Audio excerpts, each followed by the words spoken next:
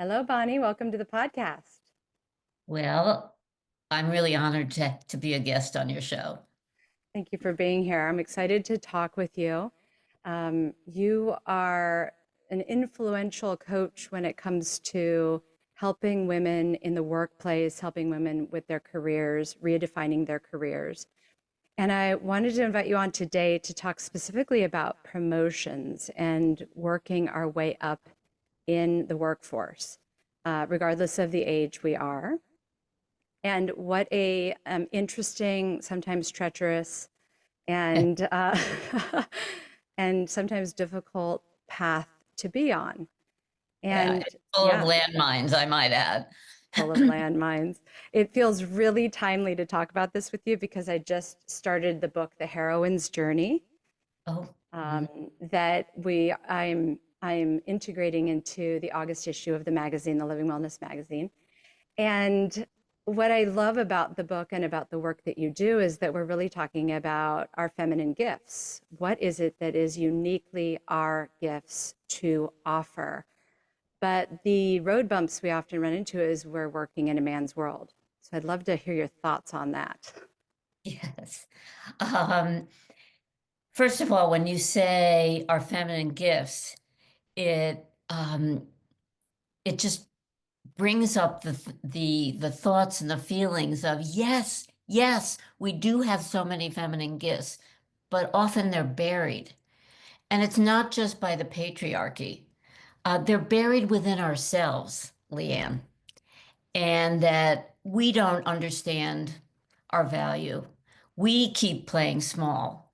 We compromise ourselves. So, I mean, there's two parts of it. I believe there's the internal, the beliefs, all the messages we got, when we were growing up to wait to be recognized and be humble, all those messages that really hold us back. And then, of course, there's the workplace environment where the boys' club still reigns strong. And to your point, it is a workplace that was designed by men, and women, in order to fit in, we've compromised ourselves, but that's not the path to succeed. And we need to own our ambition and stay present and aware of what our talents are. Yeah, that can be terrifying. It can be terrifying. You know, just on a side note, I started this um, after a 25-year career where I recognized that all these amazing women were being passed over. And so the focus of my coaching work has really been to help them to successfully navigate and advocate for themselves and get the promotions they deserve. But it's really been decades, and I think women have been fighting the barriers and the bias in the workplace for decades. Yeah. You talk about internalizing our own smallness, which rings really true for me because I did that for so long. And it was really about people pleasing. I needed validation from other people to recognize my own gifts. Even though I felt my gifts, I knew my gifts, I kept seeking other people's approval to validate what I already knew. And it was buried so deep in me that the real work was validating myself.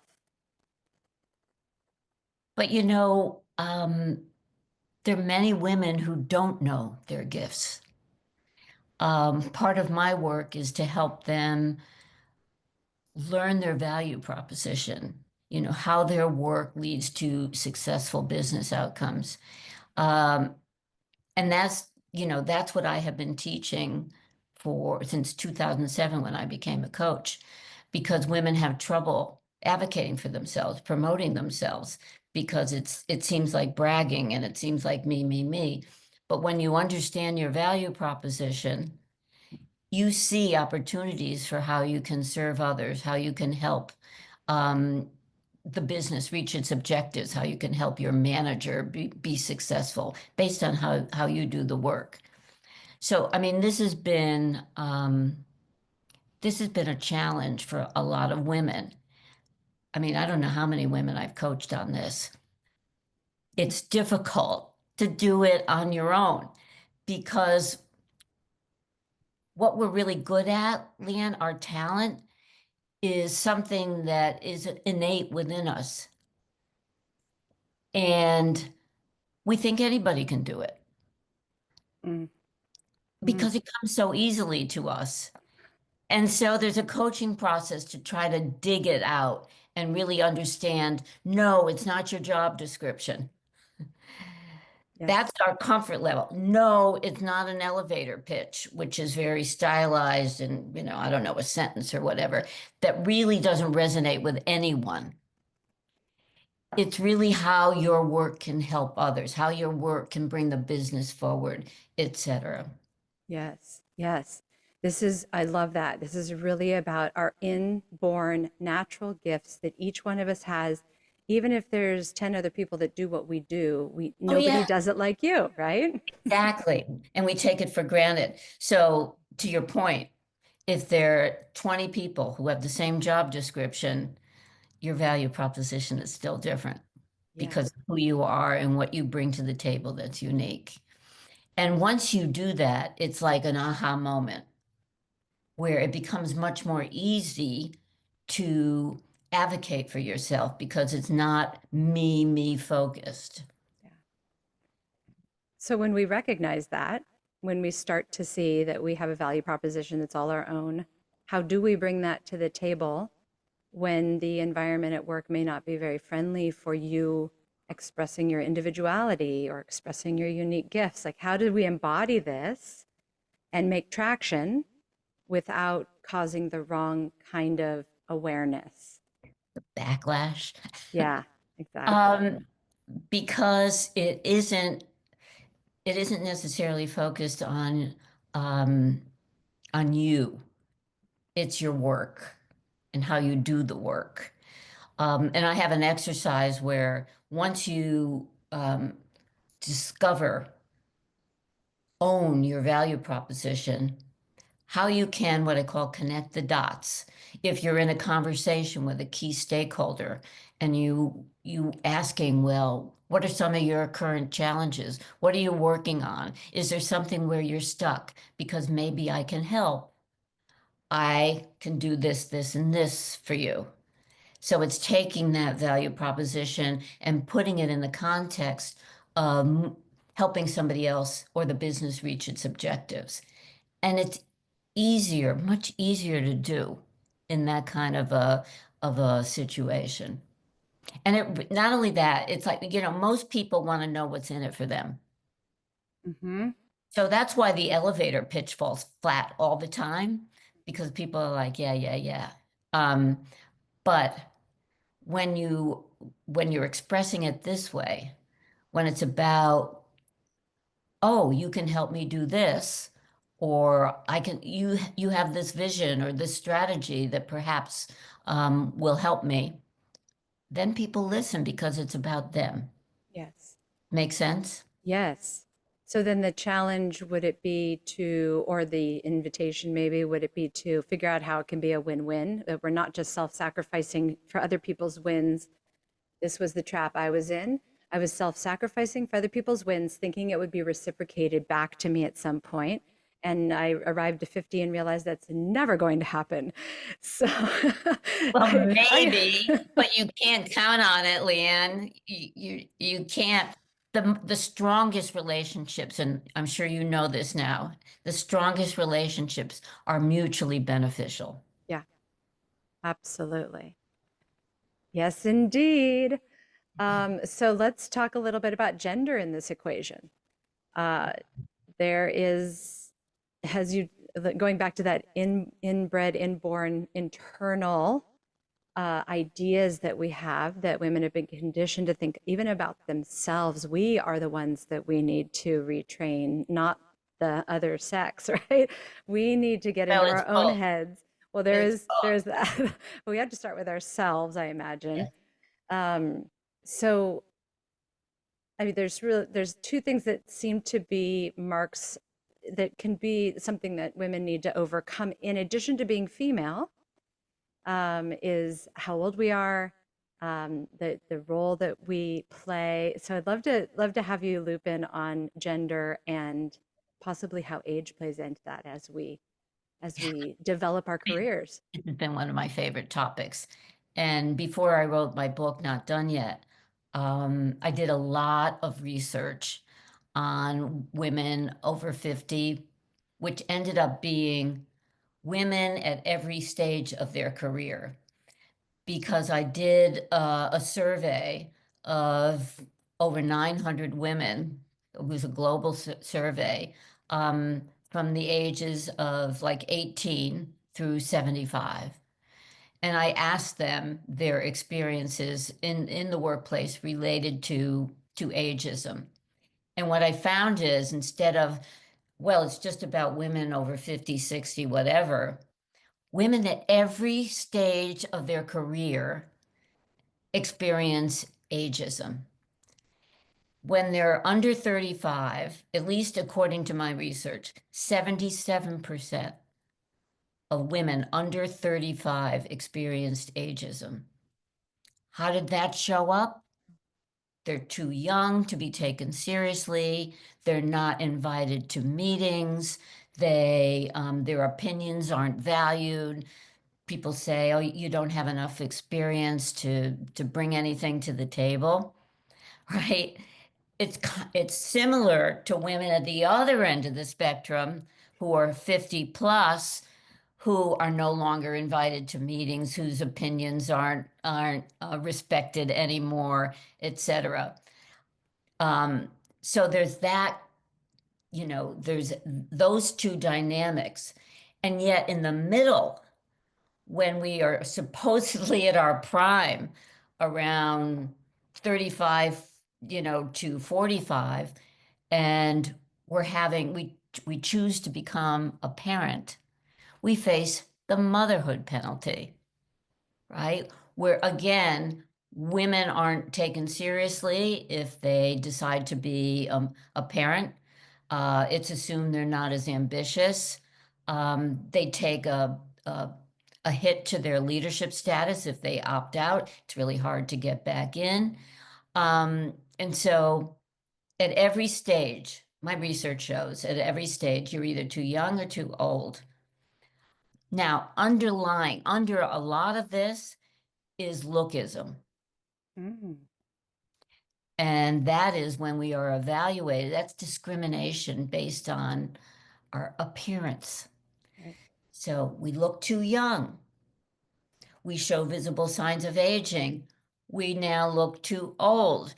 It's a predominant theme. And I actually wrote about this on my Substack newsletter last week, too pretty, too plain, whatever.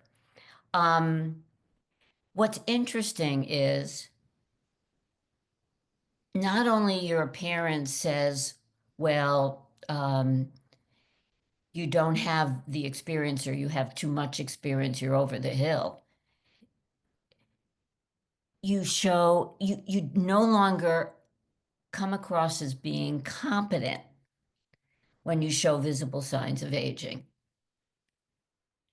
So now when you look at women entering leadership or in leadership roles,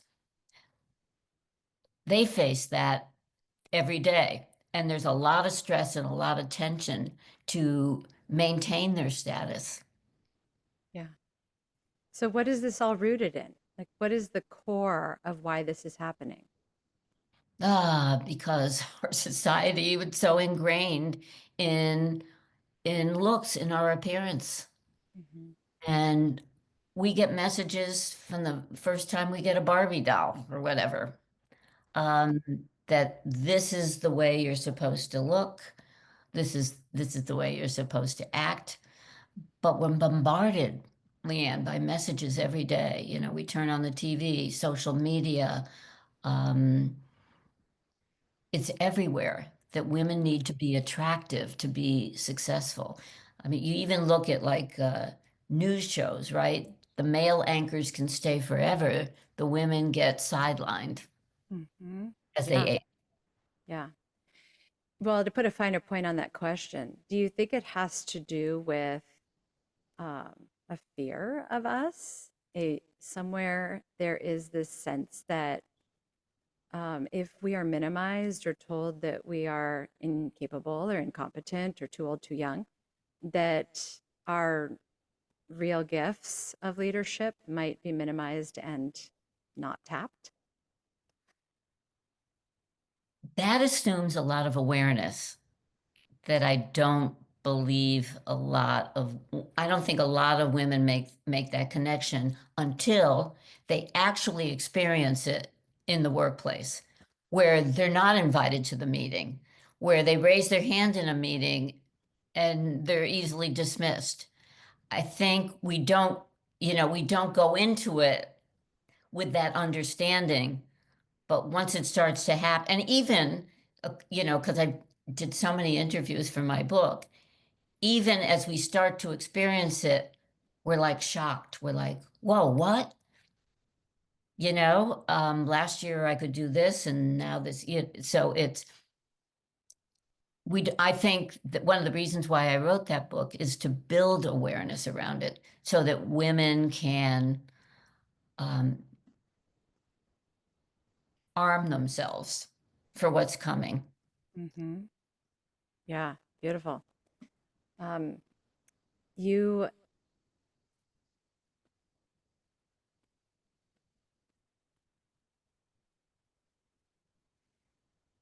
so if we're speaking to, let's say, the age group of midlife, women who have decades of experience under them, they may have reached a certain echelon in their career, and they are maybe conflicted by all of this experience that they have. They're realizing maybe that they have other talents that they want to incorporate in.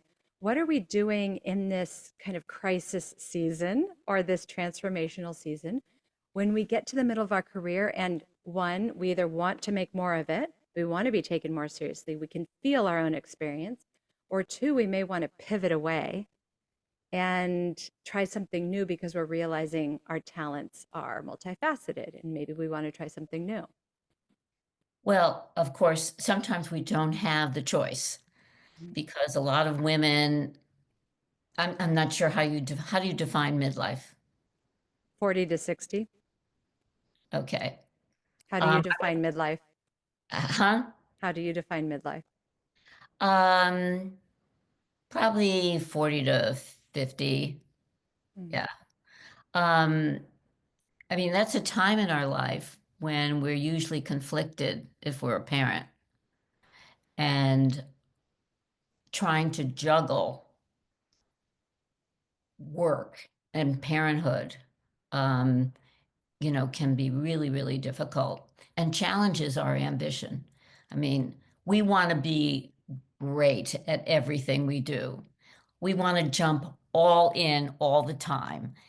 And, I was a single mom, and let me tell you, it was, well, bake the cookies for the birthday party in school, uh, rush to the meeting and do overtime because there was a deadline for a certain report, getting the kids to soccer practice. So, I mean, that affects midlife women, and a lot of them are burned out and dropping out. Now, I would say, over 50, maybe you're not given the choice and you're sidelined and let go. But I think that's a time, and there are a lot of articles lately about how the burnout that we feel is affecting our well-being and our health, especially Yes. our mental health. And a lot of women, especially the women you're describing, who say, wait a minute, I've got a lot to offer. I'm not done. Um, Drop out. The dropout rate is pretty high. And, or maybe they opted out for a while tried to get back in and resume their leadership status only to be kind of rejected or dismissed. And a lot of women are starting their own businesses, doing their own thing. And yeah, does it take a lot of courage? Does it take a lot of guts? But I think that midlife women are beginning to own their talent and have a lot of confidence in their ability to do that. And they're fed Absolutely. up, Leanne. They're fed up. Absolutely. Yep. Done. Fed up. This is part of the power of midlife, in my opinion, is that we're fed up and ready to take that control of our lives, ready to own our gifts and our talents. That's why I'm sitting here behind this mic. I wasn't doing this 3 years ago. I was running around people pleasing like nobody's business, trying to get myself promoted. And I bet you hit a wall. The burnout was incredible. I had nothing left, literally nothing left. And I walked away and went to bed for about 3 months. Oh my. Yeah, it was an incredible time, but so beautiful because I came out the other side. It was like, oh, what do I want to do? What do I I want to just make of woke my up. life? Wait a minute. Uh-huh. Yeah. And yeah, and I think that's what happens when we get off that hamster wheel of striving to strive. And I would love to hear your thoughts on like really soul aligned or purpose aligned goal setting. Because a lot of the goal setting that happens in the corporate environment is usually benefiting other people Yeah. and it's relentless. Every time I reached a plateau, every time I reached a goal, every time I got a number, every time I checked the They moved box, it up, right? they moved it up. I didn't even hardly get Bar a up. congratulations before it was moved up. And so it was like there is no resting on that success. And so, yeah, love to hear your input on that. Yeah, I think that we need to take a serious look at what success means to us, and what our priorities are, what our values are. Because as you're describing, so many women get so caught up in pleasing everybody, you know, getting an A+ on our presentation because we're used to doing that. And slowly, what's leaking out of us is all our energy and ambition. There is a way to maintain your balance and to still be ambitious, but it takes reprioritizing those goals and values. And that's something where, maybe you go to a retreat or you pull away for a long weekend somewhere and you say, well, at this point in my life, what is really important to me? I've done this with clients. List out what your priorities are at this point. Is it finances? Is it a salary? Is it money? Is it validation? Is it balance and free time? Um, Benefits? When you line all this up, and even as I'm saying it, I know a lot of these aren't necessarily soul connected. But everybody needs to discover that on their own. And it sometimes doesn't happen until you step away, write it down. I believe in writing things down for it to become real and taking a good hard look at where you are and how you relate to the priorities and values you put down. Yeah, I actually think that is how you get to soul aligned goals because you are slowing down long enough to consider what your values are. And your values are yours. They belong to you and they're your values because they align with how you want to live and how you want to operate in the world and But what's what your happened, priority. to your point, is all of a sudden we've forgotten about our own values and priorities, and we've taken on Yeah. the corporations. And that's when we lose ourselves. And once you're lost, hopefully it won't take 3 months in bed, right? Yeah. You can't get to that point. You need to be mindful all along of what's your guiding principle and purpose. Mm-hmm. Yes. And to know when to walk, it's like to actually walk away from your desk every day. I saw a reel the other day on Instagram of a girl in finance who logs off, but is on her phone, technically logged on, logged off on the train home, and then logs right back in when she walks in the door and works till 10 o'clock at night. And I thought, wow. I mean, I think that that's probably pretty common in finance in some of those really um, intense industries. But I think that's more common than not, Yeah. that It never off. has been, but I think less so now, because I think younger generations are really looking more for values, for fulfillment. They're honoring their own personal time more than we did.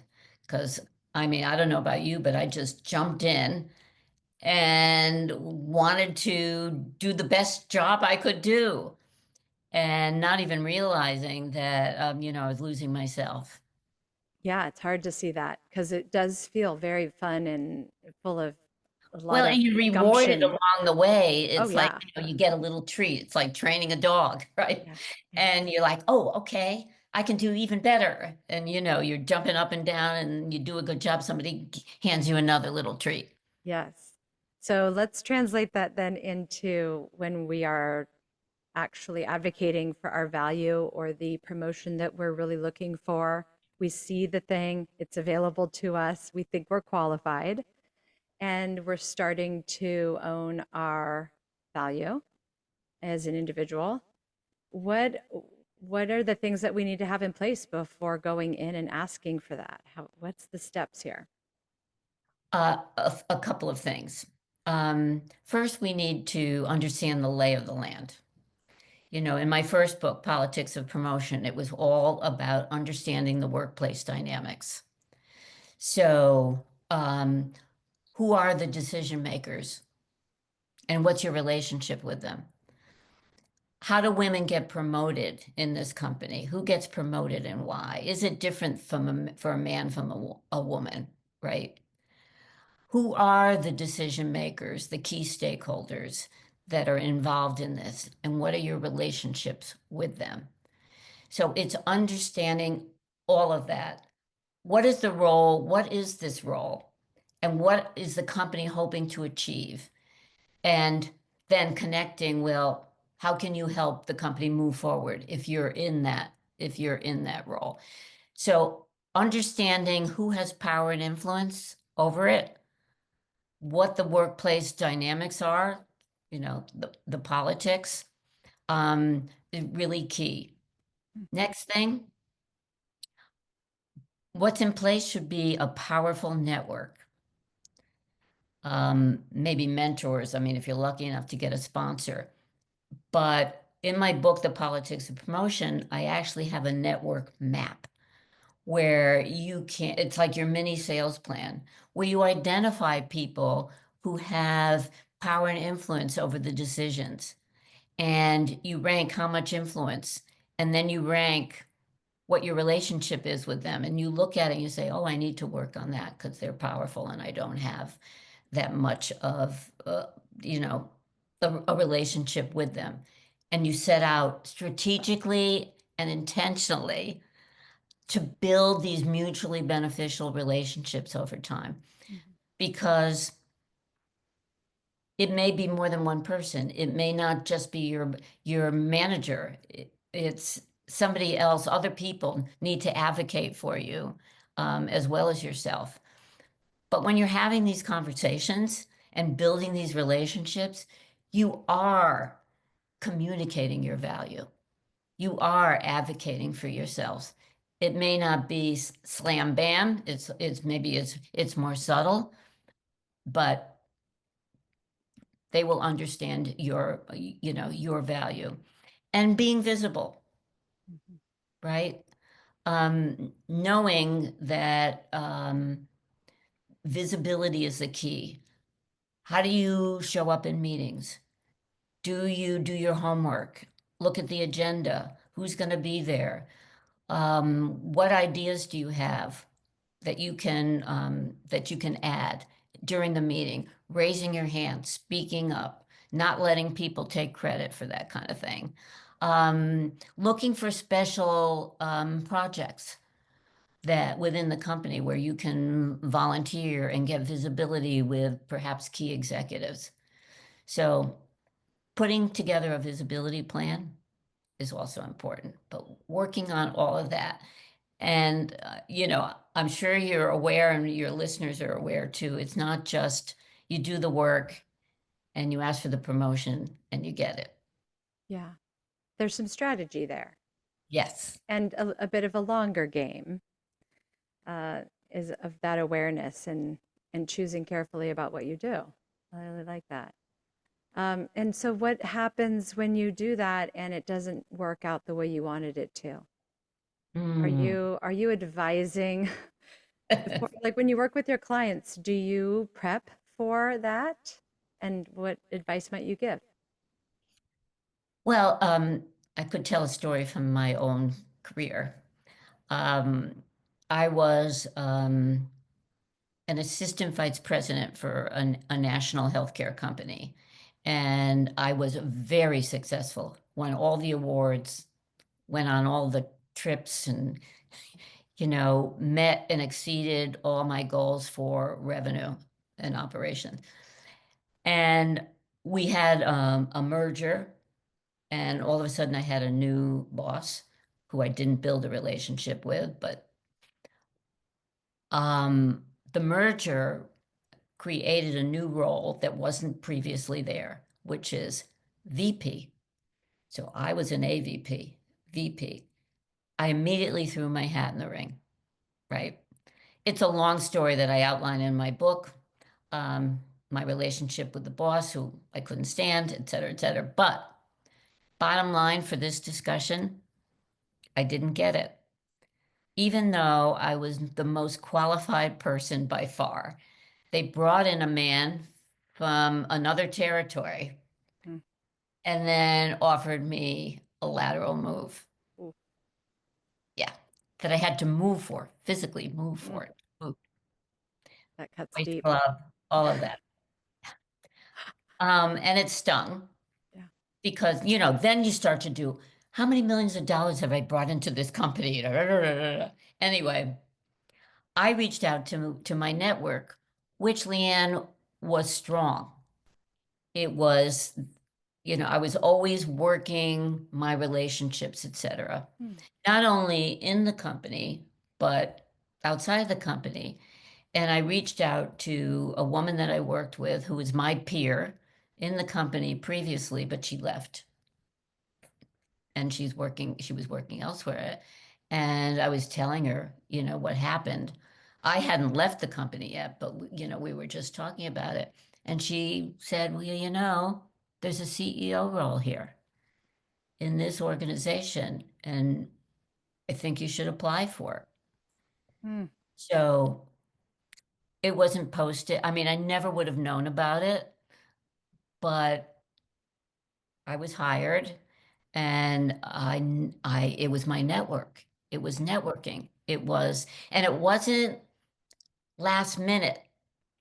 It wasn't panic networking. These were relationships that I had built over time. And so I think that's a great bit of advice is to keep nurturing these relationships to the point where you feel comfortable having a conversation like that and seeing what kind of opportunities open up. And the other thing that I do with my clients is sometimes we have parallel tracks where you're working to be the most successful you can be, given all the barriers in the workplace that women face. And you're also looking outside for opportunities and trying to get interviews and build relations, build opportunities there. Yeah. And then, the bottom doesn't necessarily fall out if you don't get it. Or maybe you come up with a better opportunity and you say to your company, I'm out of here. Parallel tracks. Beautiful. That the story from my bio is that I'm out of here. I had absolutely done record-breaking things and was Yeah. still questioned on my role. Like, what are you doing here? And I was like, What industry were you in? events, Mm. weddings. Special events, corporate events, yeah. So, yes, and what you said speaks to something really important, I think, is that instead of collapsing after that rejection and that offer of the lateral move that you had to relocate for, that you could have just been like, well, I guess this is the best there is for me. I have to.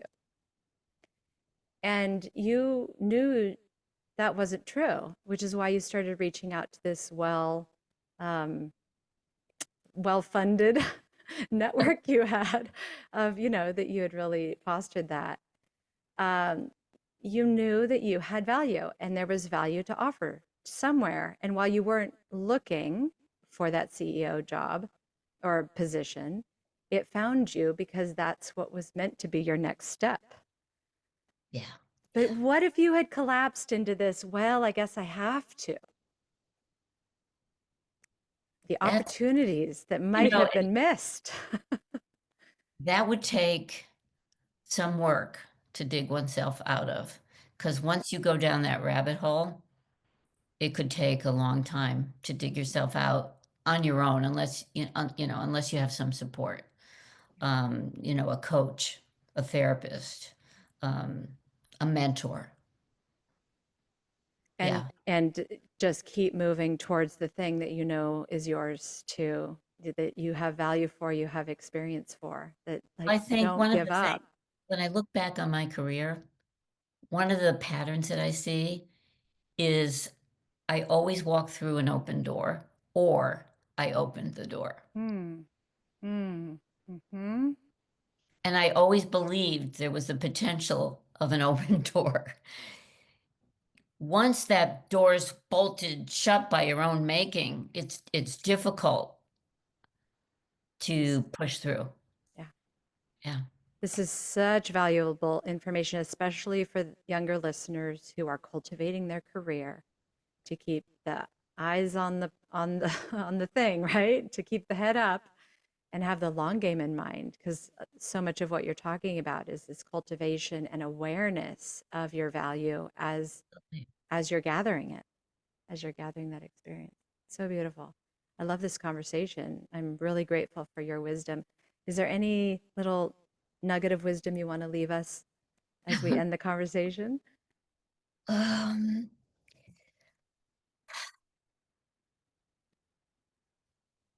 Always believe in your value.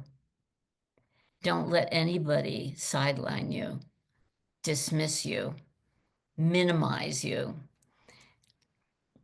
Never let yourself play small, because you have a lot of talent and a lot of great experience that you bring to the table.